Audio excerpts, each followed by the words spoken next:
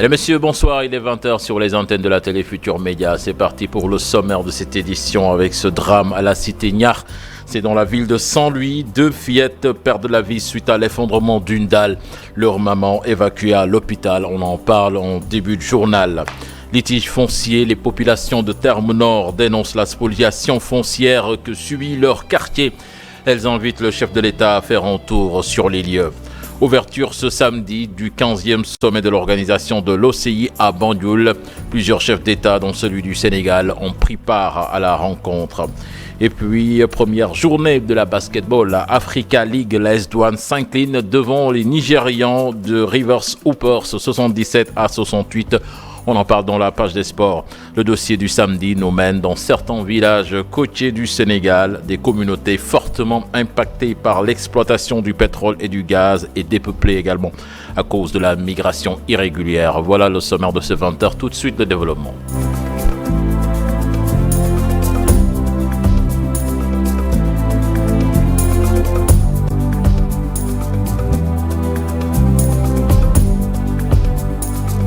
Bonsoir et bienvenue à toutes et à tous. Effondrement d'une dalle à la cité Niar dans la ville de Saint-Louis. 2 fillettes ont perdu la vie.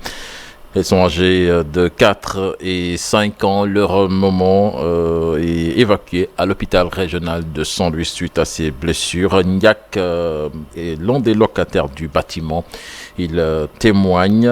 Il a aussi demandé aux autorités locales de trouver un logement pour les 6 familles qui étaient dans la maison. Je vous propose d'écouter des propos recueillis par Ousseynou Diop et Habib Sek.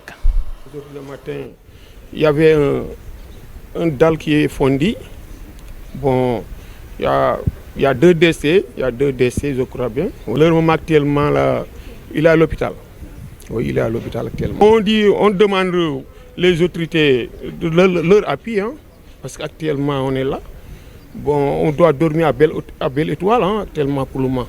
Parce que la maison, là, il n'y a pas de sécurité. Et nous aussi, on est des locataires. Bon, actuellement, on va se déplacer actuellement. Oui, parce que là, on peut plus dormir ici. Actuellement. À partir d'aujourd'hui, on ne dort pas ici aujourd'hui. Parce que la police, c'est ça qu'ils ont vu. Les sapeurs-pompiers, c'est ça qu'ils ont fait le constat. Ils ont dit actuellement la maison, ils ne peuvent plus laisser quelqu'un dormir dans cette maison. Actuellement, la journée d'aujourd'hui, c'est ça. 2 corps, c'est le capitaine de sapeurs-pompiers est venu les récupérer. Ils ont amené à la morgue. Leur maman, actuellement, est en convalescence. Il est déjà à l'hôpital actuellement là. Je vous l'annoncer en titre de cette édition, la colère des populations de Terme Nord. Les habitants de ce quartier situé près de l'aéroport de Yoff, l'aéroport militaire de Yoff, dénoncent la spoliation foncière que subit leur localité. Une situation qui date de plusieurs années, des constructions qui se font jusque derrière le mur de sécurité de l'aéroport. Ils invitent le président Bassirou Diomaye Faye et son premier ministre à faire un tour sur les lieux. Alassane Ba, Pape Sangoné Mbaye pour plus de détails. C'est une population très en colère qui est sortie manifester ce matin. La situation sur le foncier au quartier Terme Nord est plus qu'alarmante. En train de lotir un peu partout, Ils sont en train de lotir un peu partout et là nous sommes cernés. Nous ne pouvons plus accepter cela. C'est pourquoi nous sommes en train de protéger l'espace restant. Comment une seule personne peut détenir 12 terrains dans cet espace? D'ailleurs, la DSCOS est venue arrêter les travaux, mais elle s'entête. Nous tenons à alerter la population de Terme Nord est debout. Ça suffit, nous disons non à cette injustice. Le président Wade nous avait donné des parcelles ici et par la suite, il y a eu des lobbies qui se sont formés pour empêcher l'exécution. Et là, ils viennent construire avec des lotissements antidatés. Terme Nord refuse d'être réduit en un bidonville. L'origine de ce quartier remonte vers les années 1940. Ils disent souvent que nous n'avons pas de papiers, alors que vous-même, vous avez vu les papiers que les Blancs avaient remis à nos parents. Nous refusons d'être réduits en un bidonville. Parce que l'administration m'a suivi. L'administration n'a pas suivi, c'est pourquoi ils veulent nous réduire en un bidonville. Mais quand même, nous nous organisons et nous avons mis en place un comité de gestion qui s'occupe désormais de tout. Et c'est ce comité qui est là en train de réclamer ces terres. Il faut réclamer cet espace-là. Le président de la République est interpellé. Il l'invite à faire un tour sur les lieux pour constater l'agression que le foncier est en train de subir dans cette zone. Justice, parce qu'il y a une injustice qui existe. Donc nous le lançons un appel pour qu'il convoque s'il peut. Si possible, il n'a qu'à venir ici. Il n'a qu'à venir. Monsieur le Président, Monsieur le Président, vous avez prôné le Djoub, Djoubal et Djoubanti. Nous vous invitons à venir vous enquérir de ce problème et corriger cette injustice.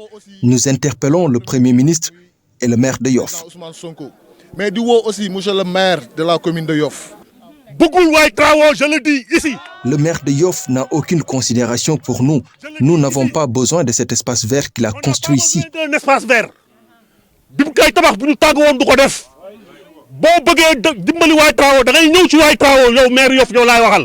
Ces populations comptent accentuer la lutte.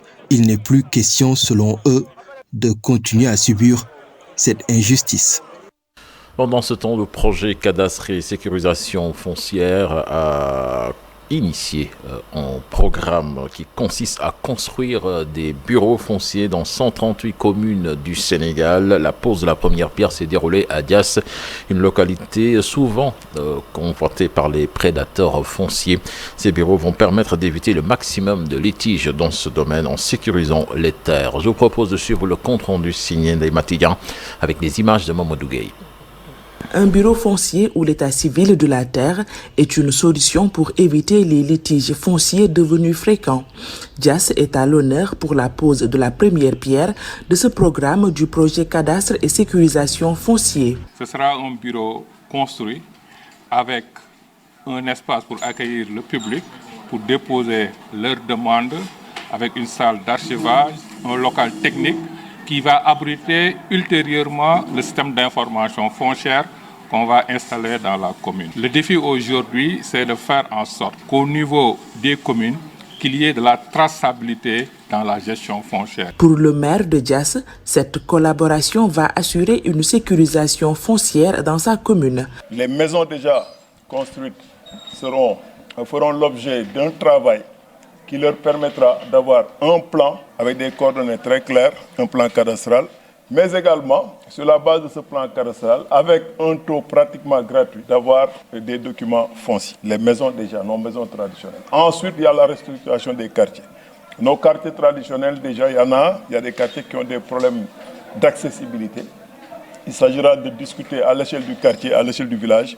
Une fois que ces plans de restructuration sont validés par la collectivité, ça nous permettra maintenant de passer à l'étape suivante. Il s'engage à ne ménager aucun effort pour renforcer ce projet en tant que maire de l'une des communes les plus confrontées aux litiges fonciers ici au Sénégal. Ce que nous allons davantage faire, c'est de travailler en bonne intelligence avec les services de l'État, les domaines, le cadastre, l'urbanisme, pour que ces plans en cours de validation, une fois que ces plans seront déroulés avec les populations, avec tout le monde, que ces plans puissent maintenant déboucher sur la délivrance d'actes qui feront de sorte qu'il n'y aura pas de litige. Le projet, une fois terminé, va s'étendre dans 138 communes du PROCASEF, une affirmation de son coordonnateur national.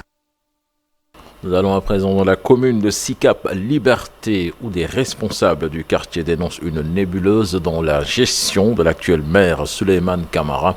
Le maire et ses conseillers, une délégation de près de 70 membres actuellement au Maroc à la recherche de partenaires. Un voyage d'un coût de plus de 104 millions de francs CFA selon ses administrés. Un fait inédit qui a poussé certains habitants à mettre sur pied un conseil citoyen pour une implication dans les prises de décision. Ils interpellent le nouveau gouvernement. Là-dessus, je vous propose de suivre ce sujet signé à Maïmouna Ndiaye et Aliou Ndiaye. Plus de 104 millions de francs CFA pour un voyage au Maroc à la recherche de partenariats. Ces résidents de Sicap Liberté dénoncent une nébuleuse dans la gestion de leur commune. Il se trouve qu'en réalité, après plusieurs forfaitures, je dirais, le maire a décidé avec l'ensemble de son conseil municipal, c'est-à-dire le bureau municipal, le maire, ses adjoints, en plus des conseillers municipaux qui sont au nombre de 66, dont je pense qu'il n'y a que 2 qui ne sont pas partis, tous aujourd'hui une délégation de 70 personnes, a voyagé au Maroc pendant une semaine aux frais du contribuable sicapois. Donc c'est la goutte d'eau de trop. C'est pourquoi nous avons décidé de lancer une alerte, de dire assez, trop c'est trop. Au-delà de ce qu'ils appellent exode massif, le Conseil citoyen de la commune note une détresse sanitaire et une rétention des subventions des ASC. Je prends le cas du poste de santé de Liberté 2. Il a tout bonnement été fermé depuis plus de 4 mois. Donc, c'est-à-dire les populations de Liberté 1, de Liberté 2 et de Liberté 3 n'ont plus d'endroit où, quand on regarde la pyramide sanitaire, c'était le premier endroit où ils allaient se soigner. Et ça a été fermé pour des raisons fallacieuses. Il y a eu le cas du centre de santé de Mamadou Diop de Liberté 6 Extension, qui était un centre de santé référence en Afrique de l'Ouest, tellement il y avait des soins de qualité en personnel, il y avait des médecins, des professeurs qui officiaient. Allez-y aujourd'hui, vous ne trouverez personne. Vous ne trouverez pas des médecins qui avaient cette qualification, ce plateau relevé. Comment pouvez-vous inscrire dans votre budget une subvention destinée aux ASC, la faire passer par le compte d'une ASC, dire à cette ASC, prenez votre subvention, le reste vous n'avez pas d'activité, je ne vous donne rien. C'est ce qu'a fait le maire. Les occupations anarchiques, un autre problème. En plus des occupations anarchiques pour lesquelles le maire ne fait rien, il y a le fait de vouloir installer des toilettes publiques dans des endroits où les plus décriés. Et comment pouvez-vous aujourd'hui, madame, concevoir qu'ici, au rond-point Jet d'eau, cet endroit mythique, cette carte postale du Sénégal, on vient installer des toilettes publiques? Et mieux sans l'accord des populations. Les autorités concernées sont avisées, soutiennent ces habitants de la commune de Sicap Liberté. Ils n'écartent aucune forme de lutte pour redonner leur quartier son lustre d'antan. Les habitants des 8 villages, de la commune de Thiénaba dénoncent l'implantation d'une usine de fabrication d'engrais et de produits chimiques à quelques encablures de leur village. Cette usine, disent-ils, a causé de nombreux dégâts aux populations. Explication dans cette correspondance signée chez Anta Diop et Seyla Tir. Il s'agit des populations de plusieurs villages de la commune de Thiénaba, en l'occurrence Ndiérimbeng, Kerkedj, Mbabo, Ker Assanlo, Ker Yeba Diop. Elles étaient sorties pour réclamer la désinstallation et la délocalisation de cette usine de fabrication d'engrais implantée à quelques mètres de ces villages. C'est une revendication légitime dans la mesure où, en fait, une usine de cette envergure qui est censée faire une rentabilité sur le plan économique par rapport au village, vient aujourd'hui détruire les foyers et également avoir beaucoup d'impact sur le plan éducatif, économique, environnemental et surtout sanitaire. Une usine pareille qui fait ce qu'on appelle pesticides et tout ce qui est engrais, la composition des pesticides, c'est vraiment chimique. Avec cette usine, note Mansour Dieye, les populations continuent de vivre le calvaire. Au fur et à mesure que l'usine sera installée et continue de travailler, la nappe phréatique sera atteinte. Et ça sera beaucoup plus grave. Deuxième paradoxe, que cette terre arrachée là soit utilisée pour installer une usine qui pollue l'atmosphère et qui cause des maladies à cette population même. C'est pourquoi on se mobilise. Le collectif mis en place par les chefs de village de la localité persiste dans sa volonté de poursuivre le combat. La population d'Andandan et environ sera déterminée, accompagnée par toute la population de la commune de Thiénaba. Le collectif cite entre autres impacts négatifs sur la vie des populations, l'apparition de nombreuses maladies liées à la pollution. Les travailleurs des grands domaines du Sénégal veulent une convocation agricole pour régler définitivement les salaires dérisoires dans le secteur avec les agrobusiness. Selon les syndicalistes du secteur, le président de la République doit appeler tous les acteurs pour discuter de la révision de la convention agricole très obsolète afin de sauver les milliers de familles qui travaillent dans ce secteur dans le nord du pays. Explication dans cette correspondance signée Ousseynou Diop et Habib Sek. Pour la revalorisation des salaires dans le secteur de l'agrobusiness, les acteurs plaident pour une assise nationale. Ils veulent une meilleure prise en charge des priorités des travailleurs qui souffrent dans beaucoup de sociétés. Au moins qu'il y ait des assises, qu'ils convoquent les acteurs de l'agribusiness pour au moins qu'on mette en place une convention agricole. Pourquoi? On est régi par un arrêté ministériel qui date de 1957. C'est un arrêté qui est obsolète. Donc nous demandons à son Excellence le Président de la République, M. Bassirou Diakhar Diomaye Faye et son premier ministre, M. Ousmane Sonko. Vraiment, c'est l'occasion, le monde syndical, les travailleurs des grands domaines du Sénégal, les travailleurs d'une manière générale du secteur de l'agrobusiness, nous réclamons une convention de l'agrobusiness. Pour ces travailleurs des grands domaines du Sénégal, le secteur emploie beaucoup de jeunes, mais les salaires sont dérisoires avec la convention agricole qui date de 1957. Ils invitent les nouvelles autorités étatiques à réunir tous les syndicalistes pour trouver des solutions face à ces multiples problèmes. Au moins que ce secteur où nous sommes, nous tous nous savons que ce secteur embauche beaucoup de jeunes. Il recrute beaucoup de jeunes. Mais le problème principal, c'est le problème de salaire. Mais le problème de salaire, pour le régler définitivement, il faut qu'on mette en place une convention agricole. Aujourd'hui, beaucoup d'agrobusiness sont implantés dans la zone. Les travailleurs comptent sur les nouvelles autorités gouvernementales pour régler cette doléance vieille de plusieurs dizaines d'années. 20 ans de journalier, ça suffit, c'est le mot d'ordre des syndicalistes du Centre régional des œuvres universitaires de Saint-Louis. En assemblée générale, ces travailleurs ont demandé aux autorités de prendre en charge cette doléance qui concerne plusieurs centaines de travailleurs au CROUS exploités par l'administration. Là-dessus, je vous propose de suivre donc les explications d'Ibrahima Traoré. Il est le secrétaire général du syndicat SUNAPES, section CROUS UGB. Des propos recueillis par Ousseynou Diop. L'établissement. Et je crois que aussi le CROUS, le travail du CROUS n'échappe pas à cette règle-là. Donc il nous appartient aujourd'hui, devant la presse, d'interpeller l'autorité sur les difficultés que rencontrent les travailleurs dans l'exercice de leur métier. Et parmi ces revendications, donc le premier qui vient, c'est en fait la situation des journaliers, des contractuels, qui ont fait 20 ans, 25 ans, 30 ans, ce qui est émouvant dans une entreprise, des gens qui ne bénéficient même pas d'un petit contrat. Donc ils sont toujours en état de journalier, en statut de journalier, et que souvent, ils sont surpassés par de nouveaux arrivants. Et ce qui est regrettable et que peut impacter sur le moral même de l'individu, au point de pouvoir impacter sur sa productivité. Et je pense qu'aujourd'hui, nous en avons des centaines et des centaines. Nous l'avons crié un peu partout. Nous avons interpellé l'autorité qui n'a pas voulu nous tendre l'oreille attentive. Donc, cette question-là, nous souhaitons que ce soit résolu. Les cris du cœur des ouvriers de la commune de Ourossogui à l'endroit du chef de l'État, déguerpis et renvoyés de leur lieu de travail depuis 2002.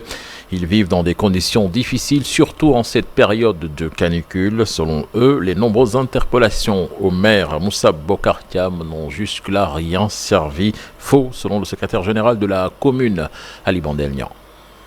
Placés par les autorités municipales depuis 2022, les ouvriers de la commune de Ourossogui lancent aujourd'hui un cri de détresse envers les nouvelles autorités. Élément central de la vie active dans cette ville capitale économique de la région de Matam, ils s'entassent aujourd'hui dans des abris où la vie est plus que difficile. Malgré les nombreuses interpellations, aucune réaction de Moussa Bokar Thiam, le maire de Ourossogui.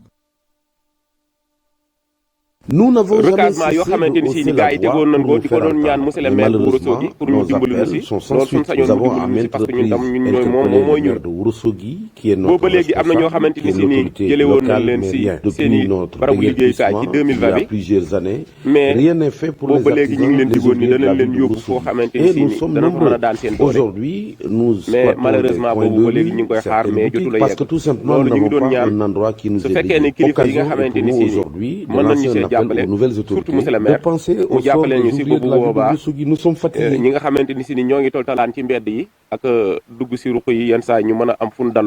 Interpellé sur le sujet, Souleymane Thiam rejette tout en bloc.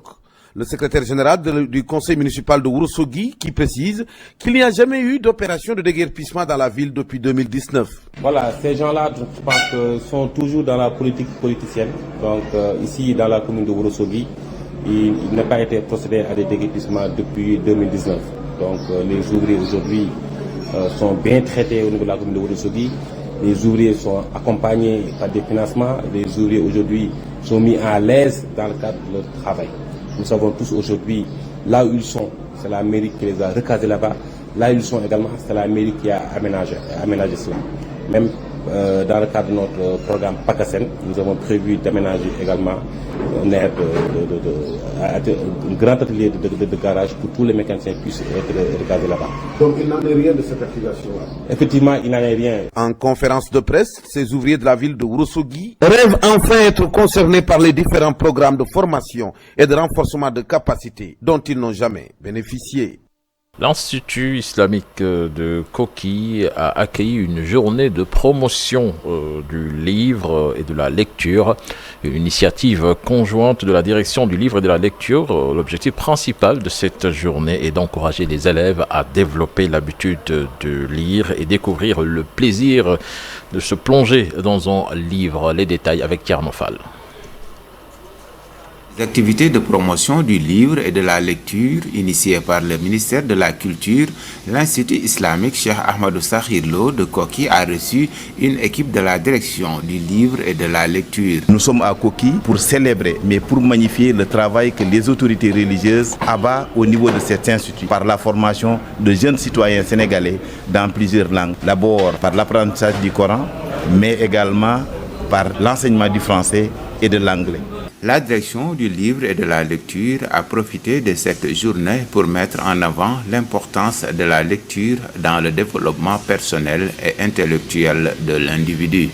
C'est l'occasion d'inviter les parents comme les jeunes à mieux fréquenter les bibliothèques, mais aussi à privilégier l'outil qu'est le livre et la lecture. Je l'ai dit tout à l'heure dans mon propos, le livre par opposition aux autres supports qui véhiculent des informations, le livre est le support qui véhicule la culture de dire. Les autres supports, ils ont leur importance, mais ils ne doivent pas se suppléer au livre. Il faut de la complémentarité entre les deux. Le choix de Koki pour abriter cette journée de promotion du livre et de la lecture revêt une importance particulière pour les autorités de l'Institut islamique de Koki. Nous remercions la direction du livre et de la culture qui a choisi Koki pour célébrer cette journée importante. Ce livre, comme je l'ai dit, est un vecteur de développement, c'est un levier éducatif et c'est un moyen de d'éducation. Cette journée placée sous le signe de la découverte et de la passion pour le livre et la lecture a été marquée par une conférence animée par d'éminents professeurs sur les thèmes le contrat social de Jean-Jacques Rousseau et sur le livre de Ahmed Mokhtar Lo intitulé Vie et œuvre de Cheikh Ahmadou Sakhir Lo de Koki. Vous l'annoncez également dans les titres de ce 20h, l'ouverture ce samedi en Gambie du 15e sommet de l'organisation de la conférence islamique. Plusieurs chefs d'État et de gouvernement ont pris part à cet important événement qui s'achève ce dimanche. Le chef de l'État du Sénégal, Bassirou Diomaye Faye, qui a quitté Dakar ce matin donc, a pris part à la rencontre à l'entame des travaux. Le président gambien Adama Barrow a appelé ses pairs en engagement en faveur de la médiation et du dialogue en tant que mécanisme indispensable pour résoudre les conflits et favoriser une paix durable. Plus de détails avec Mambiram Diouf. À Banjul, elles sont 57 délégations correspondant au nombre des pays membres de l'OCI qui prennent part à cet événement au centre de conférence internationale Daouda Kairaba Diawara pour le 15e sommet de l'organisation prévu du 4 au 5 mai. Plusieurs chefs d'État et de gouvernement réunis pour discuter des enjeux et défis de la Oumma islamique sous le thème « Renforcer l'unité et la solidarité à travers le dialogue pour le développement durable ». À l'invitation du président gambien, le président Bassirou Diomaye Faye, qui a quitté Dakar ce matin, participe au sommet de l'Organisation de la coopération islamique. Dans son discours, le chef de l'État Bassirou Diomaye Faye a déclaré samedi à Banjul que le Sénégal était particulièrement préoccupé par la situation catastrophique à Gaza, dénonçant le regard indifférent de la communauté internationale, l'inertie du Conseil de sécurité et le mépris des règles humanitaires les plus élémentaires. D'après lui, la diplomatie sénégalaise s'est toujours affichée auprès des Palestiniens. Le Sénégal, président pour rappel le Comité pour l'exercice des droits inaliénables du peuple palestinien créé en novembre 1975 par les Nations Unies. Le chef de l'État gambien Adama Barrow, qui va assurer la présidence de l'Organisation pour la coopération islamique pour les 3 prochaines années, s'est engagé à promouvoir l'unité, la solidarité et le développement durable au sein du monde islamique. Nous nous sommes réunis ici aujourd'hui avec la conscience que le monde musulman est confronté à de nombreux défis allant des calamités du terrorisme à la violence entre factions et au conflit armé, a-t-il déclaré à l'ouverture des travaux. Soulignant qu'au milieu de ces troubles, nous devons réaffirmer notre engagement en faveur de la médiation et du dialogue en tant que mécanisme indispensable pour résoudre les conflits et favoriser une paix durable. Revenant sur la question palestinienne, Adama Barrow juge nécessaire de permettre au peuple palestinien de retrouver ses droits nationaux légitimes tels que reconnus par la communauté internationale à travers la reconnaissance d'un État de Palestine dans les frontières de 1967 avec Jérusalem comme capitale. Cette rencontre de 2 jours devra ainsi déboucher sur de fortes recommandations pour relever ces défis majeurs. Sport à présent en basket avec la première journée de la Basketball Africa League, l'AS Douane qui s'incline face aux Nigérians de Rivers Hoopers. C'était tout à l'heure à Diamniadio, à Dakar Arena, défaite 77 à 68. Certainement nous y reviendrons dans nos prochaines éditions avec notre reporter Mamadou Ndiaye qui est sur place. Un peu plus tôt dans la journée, la paire du Rwanda s'est imposée devant l'US Monastir 88 à 84 après prolongation. Les Tunisiens vont affronter demain l'AS Douane du Sénégal pour leur deuxième sortie. Écoutons la réaction de Sadio Doucouré de l'US Monastir après la défaite de son équipe, interrogé par Mamadou Ndiaye. Faire le match, malheureusement avec un tir au buzzer en 4e quart-temps et ensuite en prolongation, voilà, leur équipe a vraiment tout donné et nous défensivement sur les rebonds forcés ça a été compliqué, on a eu beaucoup de pertes de balles aussi et voilà, c'est le premier match, défaire certes, demain on va se concentrer sur le prochain match qui est contre l'AS Douane et voilà, le championnat n'est pas encore fini donc on va avancer de l'avant. Ce sera pas facile face à Douane qui est chez eux. Ce sera pas facile face à la Douane qui est chez eux. Comment comptez-vous jouer ce match pour se racheter? Exactement, l'AS Douane qui est à domicile, ce sera pas facile. Mais voilà, on va se concentrer sur les points qu'on a pu avoir ce soir et on va y remédier, Inch'Allah. Notre dossier du jour à présent avec les communautés côtières sénégalaises fortement impactées par l'exploitation du pétrole et du gaz. Les pêcheurs, par exemple, n'accèdent plus aux zones poissonneuses. Conséquence, plusieurs activités économiques anéanties et certains villages côtiers se dépeuplent à cause de la migration irrégulière. On voit tout cela donc dans ce dossier signé à Mamadou Fall avec les images de Tierno Laurent Mendy. Le gaz et le pétrole, des ressources importantes à tout point de vue.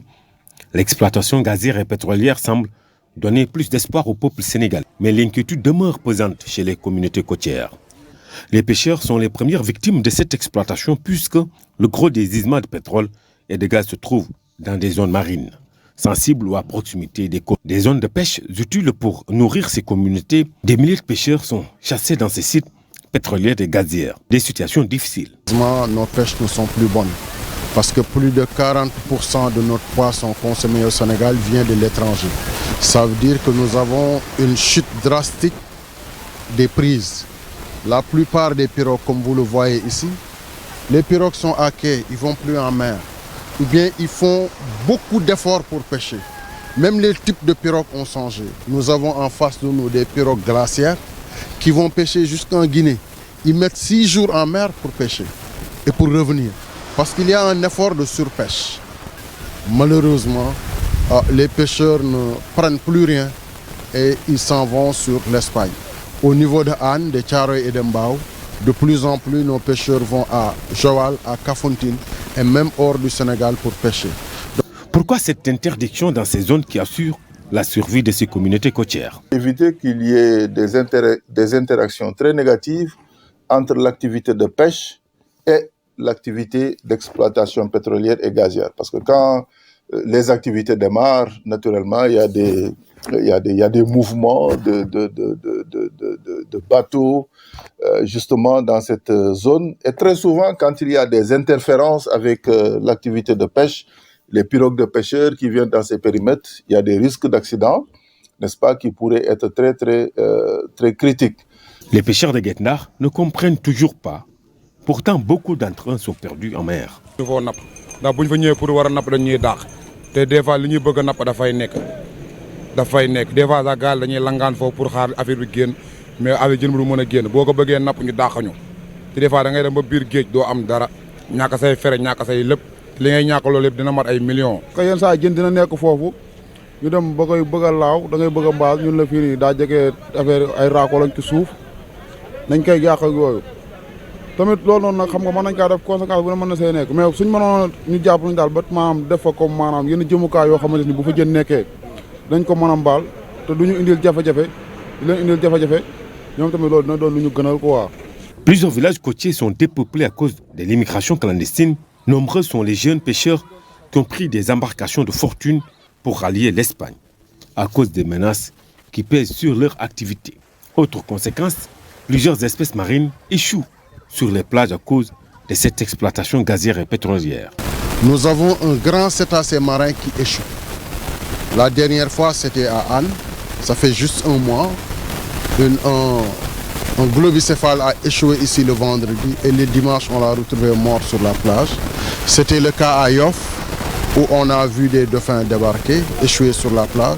C'était le cas à Cambérène Parcelles, où on a vu une baleine échouer et complètement dépecée par les populations. C'est le cas à Rufisque. Bref, depuis que l'exploration et l'exploitation commencent, nous notons l'échouage de grands cétacés marins, qu'il s'agisse de dauphins, de baleines ou de globicéphales sur nos plages. Et pourtant, des évaluations environnementales ont été réalisées avant le démarrage des activités.